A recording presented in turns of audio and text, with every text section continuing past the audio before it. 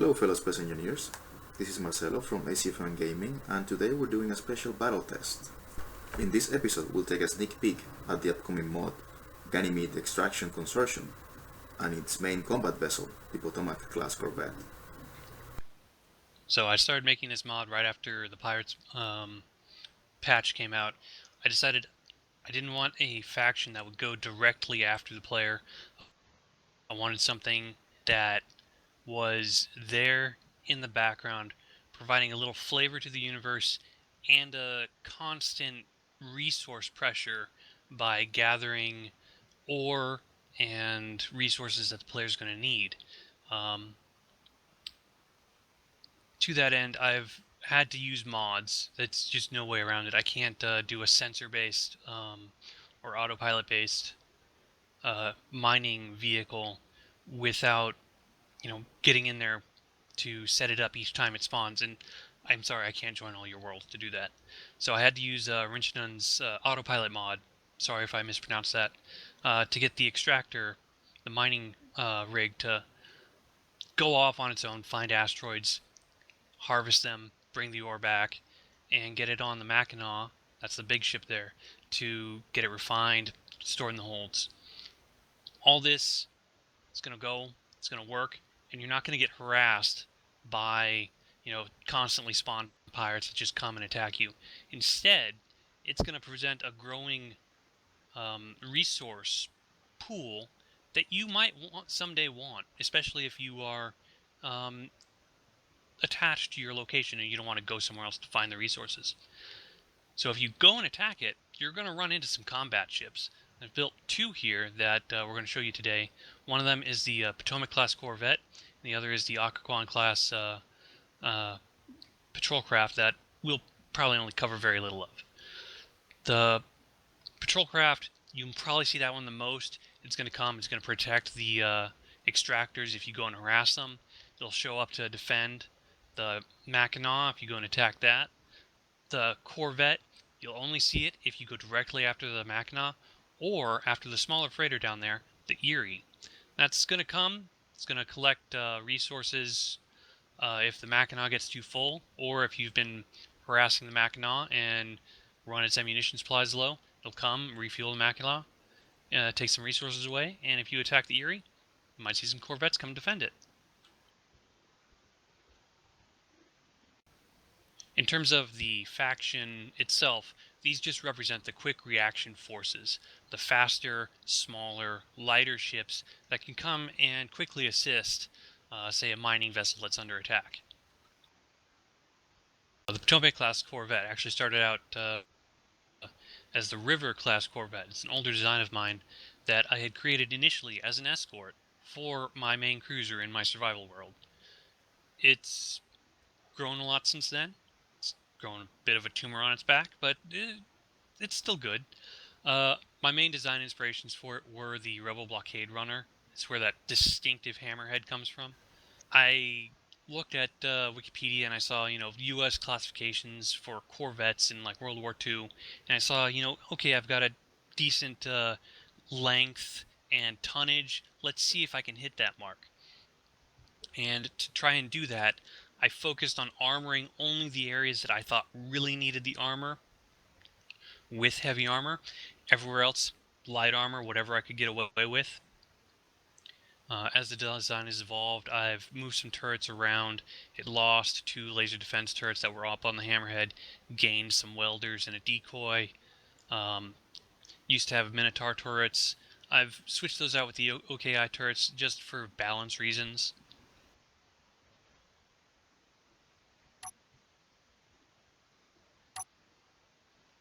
Okay, they're on a 5-minute timer before they wake up. Okay. Is the Glean owned, Marcelo? Yes. Okay. Turning my guns on. Can turn mine on too. Now, after I've done everything right, they should start maneuvering and their guns should turn on at the same time. Okay.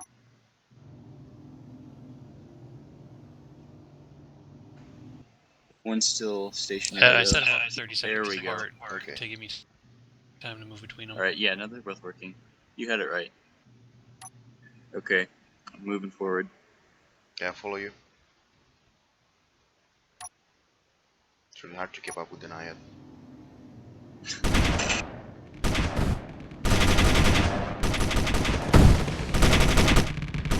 There goes the cannon. Damn it. They rammed the gleam. I rammed it. For some reason it couldn't move.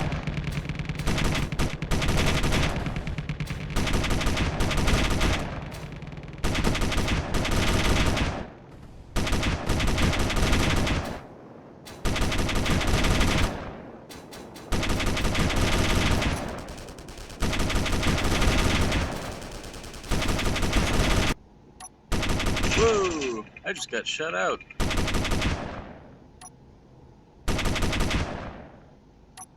Guess I'm fighting now. Yep.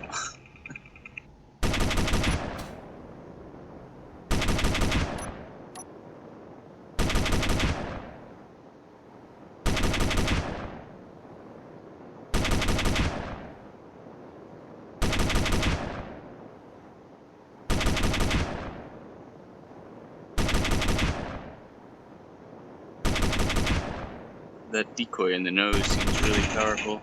Haven't managed to knock it out yet.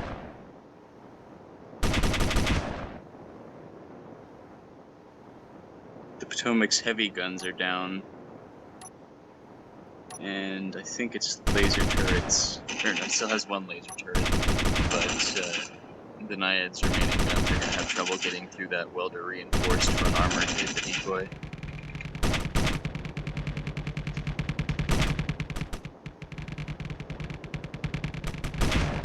I see you lost the nose.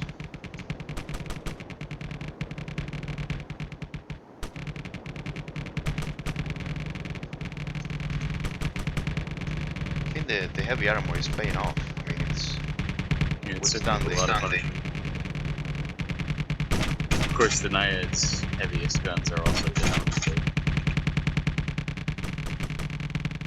Well, I've defanged this one. I got in close enough that the turret was the only thing they could shoot.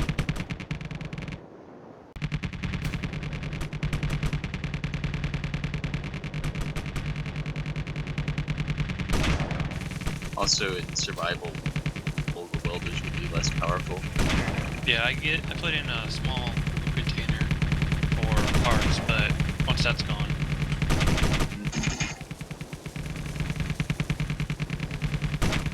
So I see one of the welders is actually working, the other one is damaged.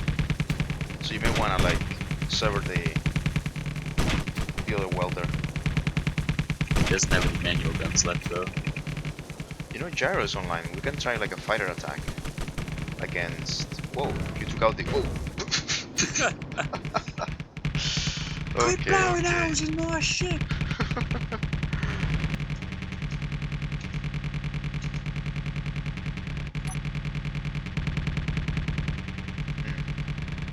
So what do you say? Sorry, go ahead. Turn the guns off and we'll do some assessment.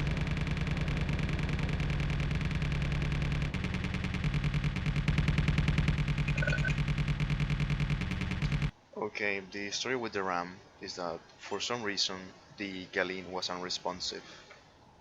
Kinda like what happened to me the other day, remember when we were having the duel with the larger ships? Oh, just lag made it not Yeah. work. Yeah. Okay, I'm ready. Okay. Okay, super secret planning. Who are we concentrating on first? Well, Oh wait, the guns decide. I think the Naiad have the most fire volume, so it could be gun for good the first one. Alright, I think we're starting. and the thing is that we don't know which one of you is you. Okay, let's go in for the marriage.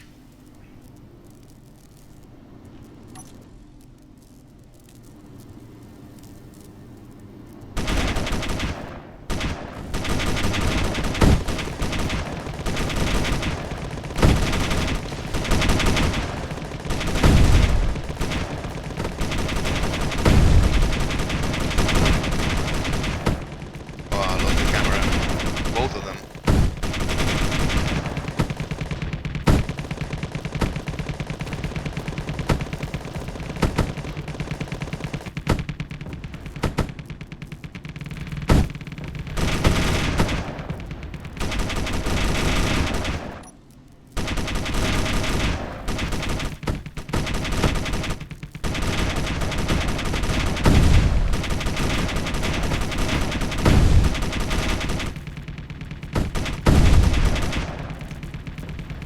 Whoa, what was that?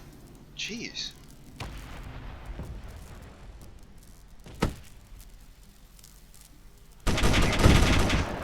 You're gonna love this footage.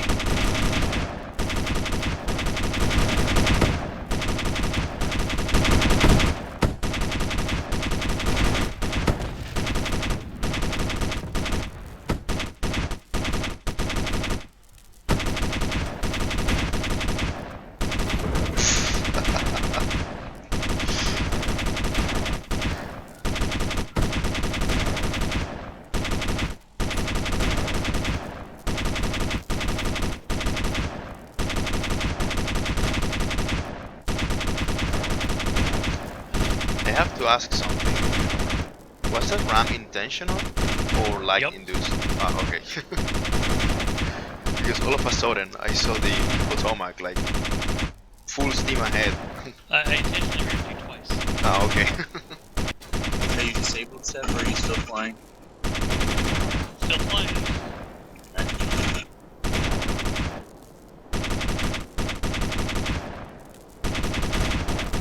Now I'm disabled. Got all the raptors. Okay.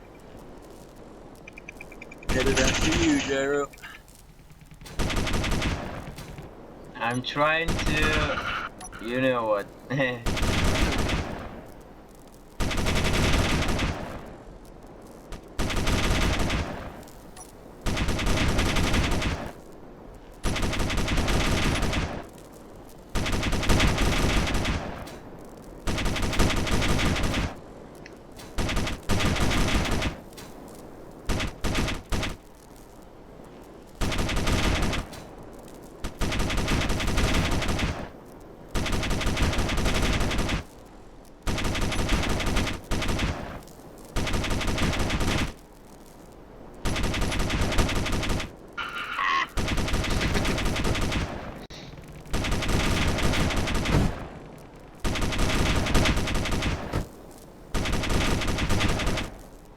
Ooh, something just broke.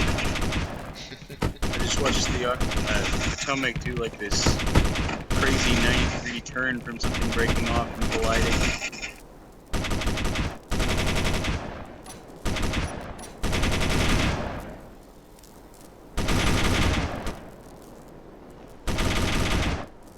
Lost thrusters trying to fly backwards, like sideways, to use them as the main thrusters.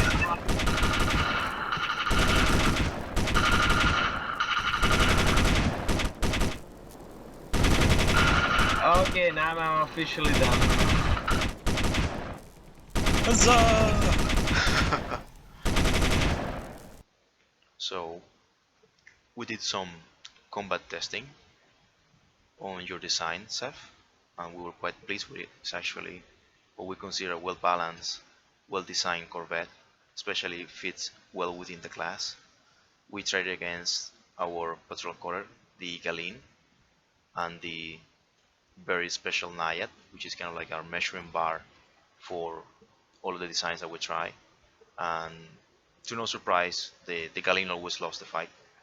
It was only the Naiad that could manage to like overcome um, one on single combat with the Potomac, or even against two of them. So for that, I think Seukonen, you have the most to say. The Potomac is very formidable for its size. The heavy armor helps it endure the sort of punishment that most other corvettes cannot, as well as its heavily reinforced and ECM module enhanced prow, which helps it avoid incoming fire to critical areas. Its laser turrets make it uniquely suited to countering attacks by missiles from fighters and ships, and also serve as a fairly potent anti-fighter defense, as some earlier unshown testing proved that it could quickly disarm the weapons of a fighter. It is not invincible, but it will definitely require a fair bit more forethought, planning, design, and frankly, sheer firepower on the player's part than most of the vanilla pirates to date. The Occoquan is a much smaller and more fragile craft. On its own, they aren't that much of a threat, but they scale extremely well in groups to the point where a ship that can easily, almost out of hand, destroy a single Occoquan, the Ganymede, was torn to shreds by 3 of them at once. Now, as this mod means that you'll most likely be encountering the Occoquan in groups, this means that you should not by any means underestimate it if you encounter it.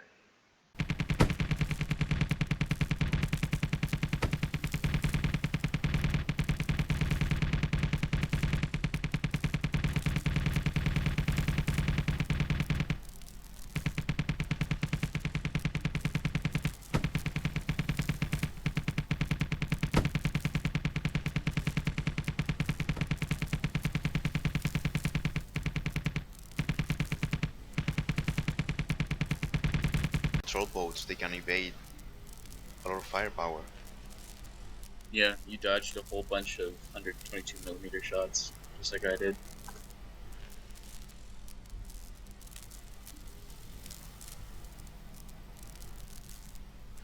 Now, while I do plan to have these ships spawn, like if you attack the Mackinac, you might face 2 corvettes and up to 4 of the patrol craft, the Occoquans. Those numbers aren't set in stone, and I'm really open here to what you guys think is going to be fair. Keep in mind, the Mackinac's pretty big ship. It's bigger,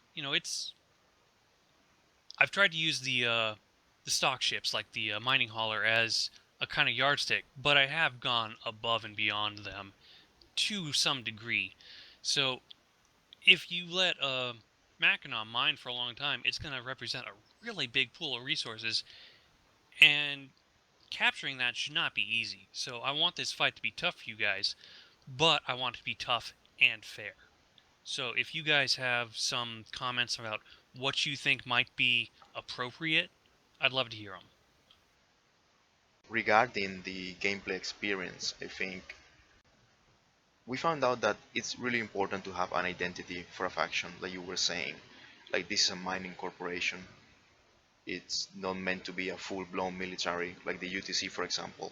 And the experience with the UTC is that they were super aggressive, like a lot of patrols, battle groups, really hard when you encounter them. And you want this to be, like you mentioned, a pool of resources that the player may or may not want to tackle on, and you want it to be fair. So to that extent, I think that having, when Seikonen was describing the faction to me, is a mining corporation that has a PMC, let's say, like subdivision, which fits well. Exactly. I've been working with the name just, the Ganymede Extraction Consortium security forces. It's their private, security firm. Yeah, that makes total sense. And having corvettes and patrol boats, it fits well to that regard. I mean, I wouldn't even extend it to something like a destroyer, but definitely you do want to have, like, if you want to have lighter craft, you definitely want to have some numbers on them, so they could actually present a challenge. So to that extent, if 3 of the small patrol boats were able to destroy one of our patrol cutters, I would say that's a good number to begin with. 3 is a fair number.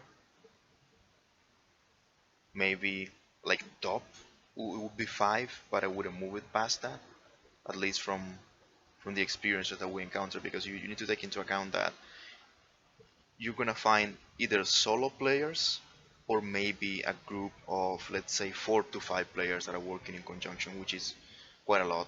And that, I think that's basically what we have, and we're not all always at the same time connected in our server.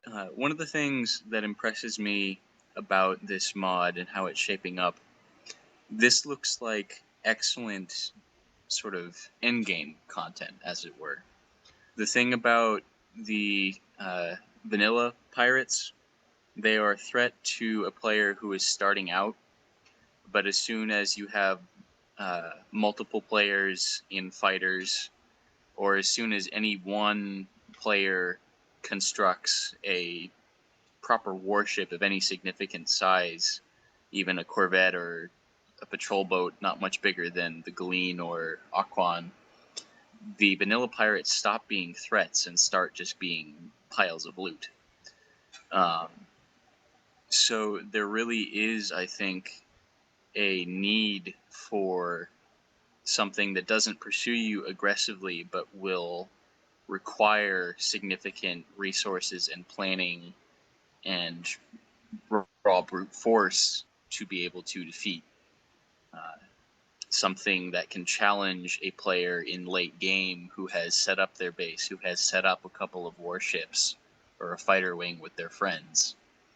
And it seems like these ships are in the right weight class and power level to be able to do exactly that, and then also have a suitably enormous payoff at the end if the effort is successful.